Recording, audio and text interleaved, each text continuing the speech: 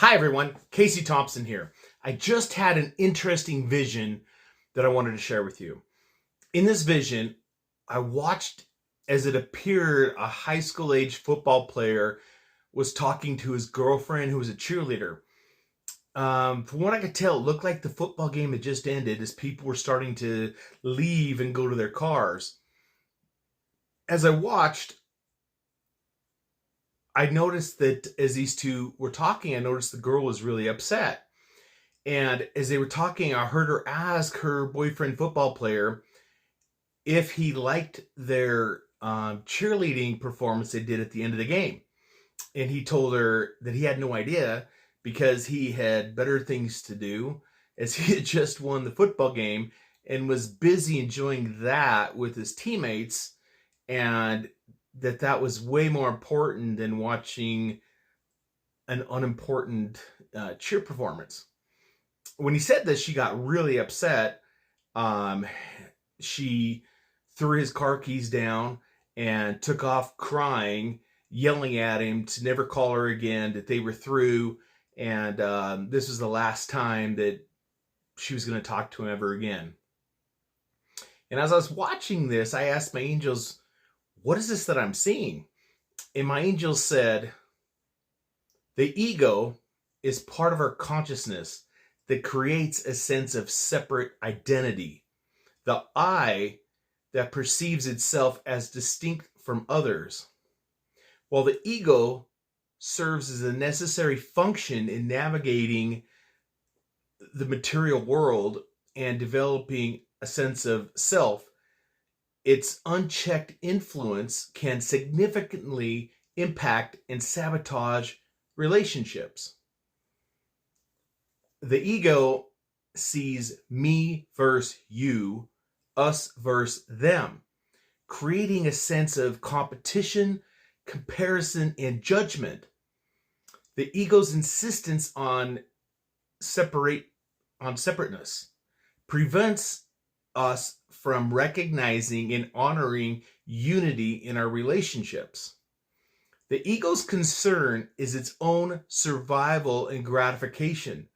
This translates into relationships becoming transactional, like, what can I get from this person? Or how does this person serve my needs? Rather than focusing on mutual growth, giving, and having a shared purpose. An inflated ego also leads to arrogance, which is a belief in one's own superiority and a tendency to dismiss others. This creates distance and conflict, as a real connection requires humility and respect. Also, the ego hates to be wrong. It will blame others for problems, justify its own actions, and struggle to apologize or take absolutely any responsibility. This creates cycles of conflict.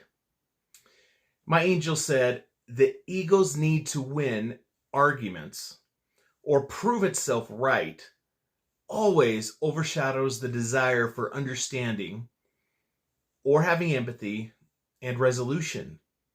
This turns discussions into battles and undermines the foundation of trust. When challenged or criticized, the ego's natural response is defensiveness, even if the feedback is absolutely valid. This prevents open communication and personal growth within the relationship.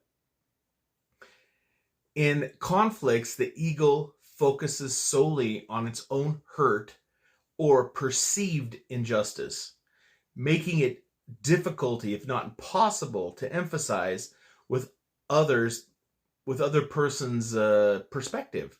They just don't see it.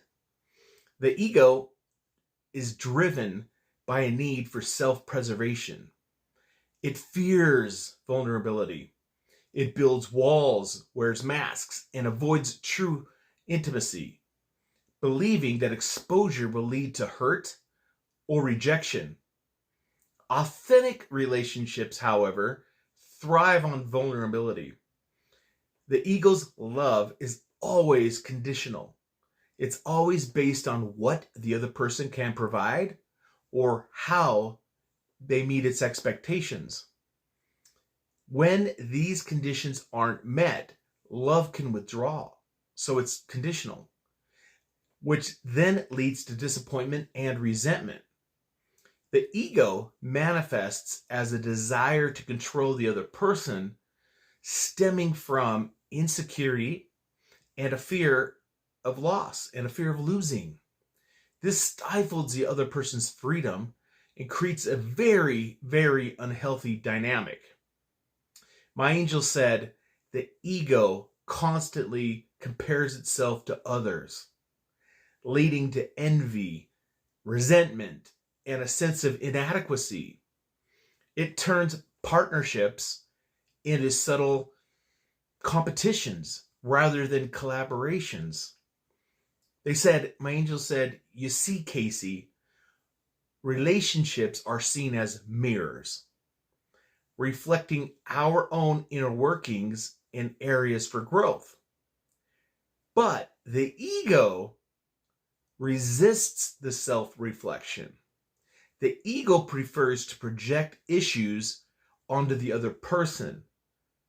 The spiritual path doesn't seek to destroy the ego, but rather to become aware of its influence and learn to operate from a higher place of consciousness, which is our true higher self. Please like, share, and subscribe. God bless. Love you all.